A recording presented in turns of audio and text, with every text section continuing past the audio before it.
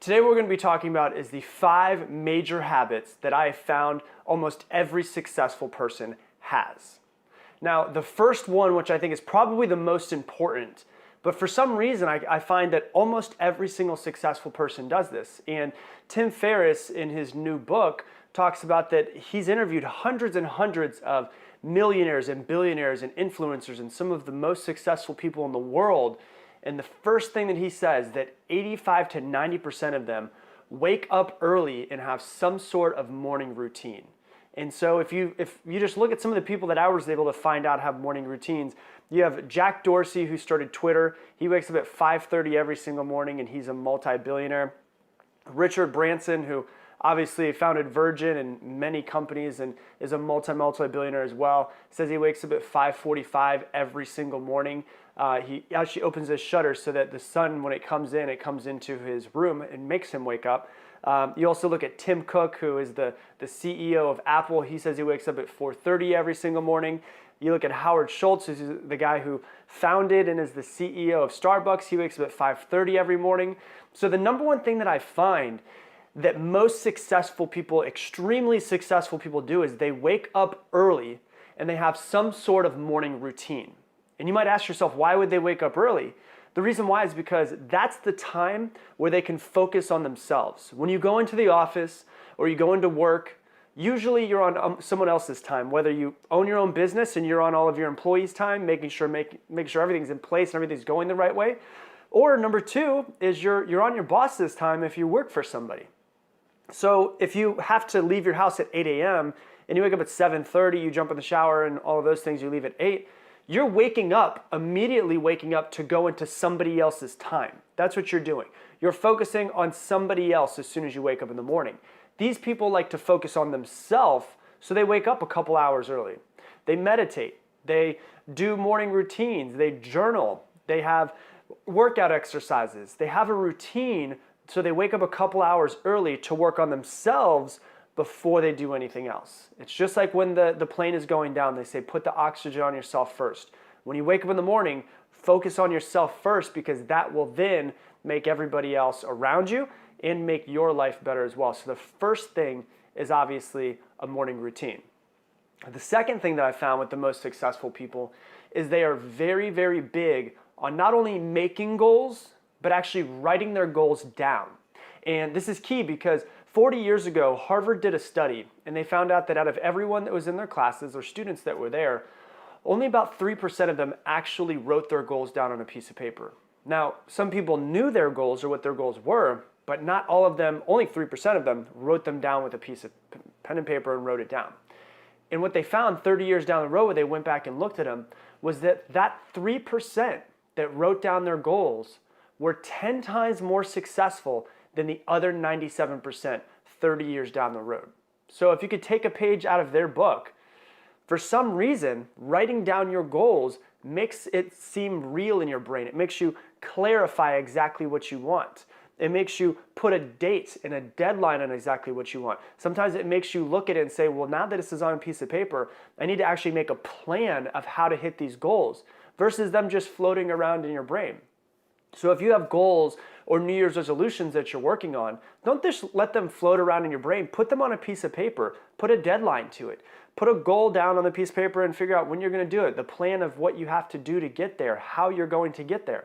All of those things are important. So the most successful people write it down on a piece of paper, because when it's in your brain, it's just kind of floating around in your brain. But when it's on a piece of paper, it is physical and it is now something that is real and exists in the world. So the second thing they do is they write down all of their goals. The third thing that I found with most successful people is they have a habit of creating mentors, like going out and actually finding mentors or actually finding coaches to make them be better at whatever it is that they're working towards. And there was a study that I found that said that the average millionaire over the course of their lifetime has had 7 very serious mentors or coaches. Now, why is that important? Because if you're trying to get really good at something or you're in a certain industry, why not take your time, your money, your energy and invest it into getting a mentor or a coach who's been doing it longer than you? Because here's the thing, they could teach you 20 years of experience of what they've done right, what they've done wrong, most importantly, And they could teach you all of that in a much shorter period of time than it would take you to go out, make mistakes, and learn for yourself. So basically what a coach or a mentor does is it shortens your learning curve. You know, what they learned in 20 years in the industry, you might be able to learn in 2 years. That gives you an extra 18 years to get better at whatever it is that you're focusing on. So if you don't have a mentor, you don't have a coach, ask yourself, how can you find a mentor or coach? Whether that's someone, a lot of people say, I wish I could find a mentor that I don't have to pay for. But when I was 19 years old, I paid $500 a month, which was more than I paid in rent, to have my very first mentor, which at that point in time, I thought I was crazy. My friends thought I was crazy too.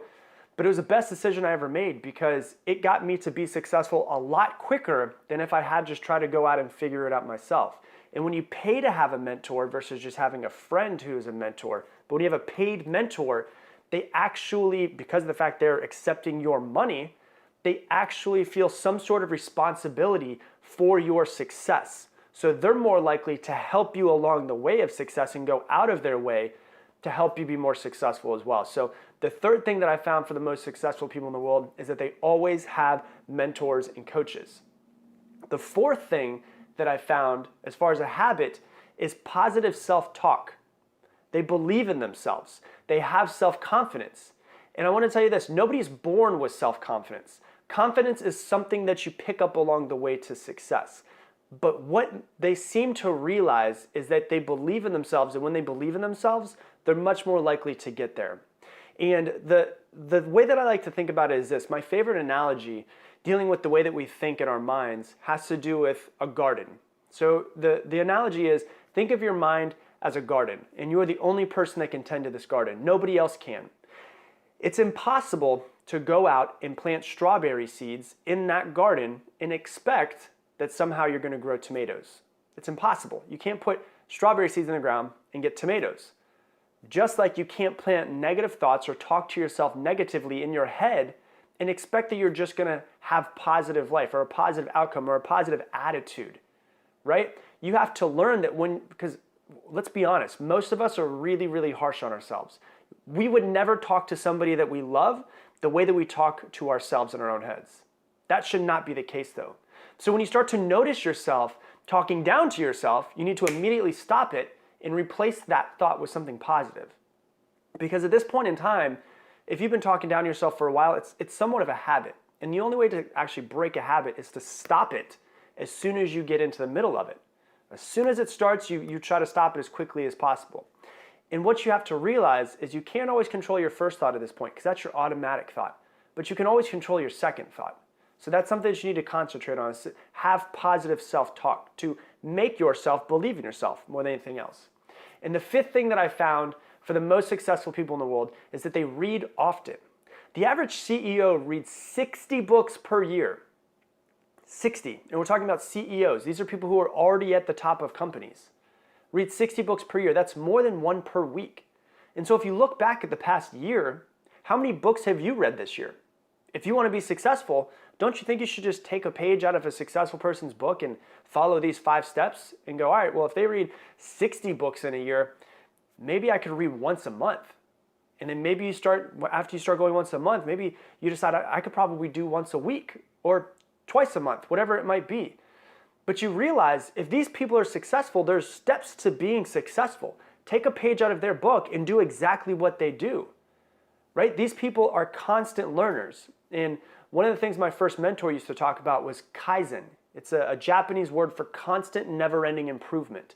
We should all be on this journey of Kaizen, of constantly never-ending improvement, trying to improve every single day. And the people that are already at the peak of peaks, these CEOs, are still constantly trying to improve themselves and make themselves better. So don't you think that we should if we're not where we want to be at this point? So once again, those are the 5 things. Number 1 is they wake up early. Number 2 is that they write down their goals and they make them physical. Number 3 is that they have mentors and coaches. Number 4, positive self-talk. They believe in themselves. They have confidence.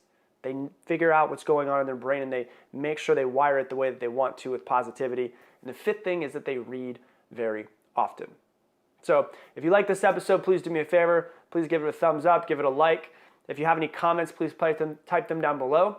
And I have new episodes that come out every Monday, Wednesday, and Friday. So if you want to see more, go ahead and click the subscribe button as well. But I appreciate you, and I'll talk to you soon.